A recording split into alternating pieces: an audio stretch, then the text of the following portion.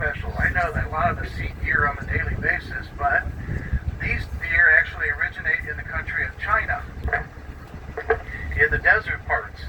And they were known in China as Milu. We know them as Père David deer.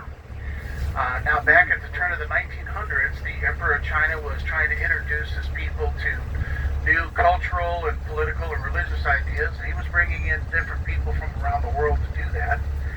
And one of them was a French Catholic missionary by the name of Armand David. And he came to China to set up a mission. He became really good friends with the Emperor, to the extent where the Emperor would take Father David with him on hunting trips in the Imperial Hunting Preserve, which was an extreme honor for anybody, let alone an outsider from Western Europe. And one of the animals that was in there was the Milu. Now, Father David became very fond of these deer, and he was able to talk the Chinese Emperor into letting him take some back to Western Europe to set up some colonies. And as it turned out, lucky for us he did, because soon afterwards some devastating floods came through, along with the Boxer Rebellion. Now, the Boxers we know today as the Shaolin priest or the Kung Fu guys. Well, in China they're known as Boxers. They didn't approve of the changes that the Emperor was trying to make, so they started an armed rebellion.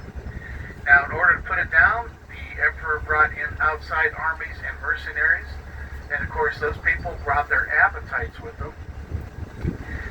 And along with the Chinese people, they had to eat. And once the imperial hunting grounds were breached, the Milu took big hits and were taken down to numbers considered to be extinction.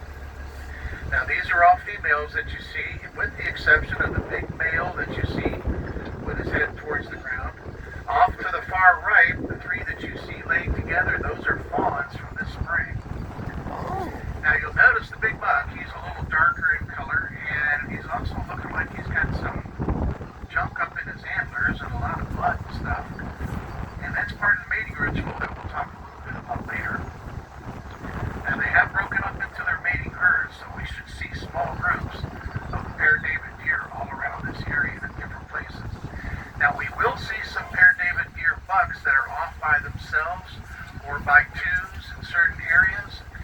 And a lot of those have been pushed out by the more dominant bucks, so that they're not going to be allowed to participate in the breeding season. Now, these bucks have already lost the velvet off their antlers, so they've already started some of their breeding activity.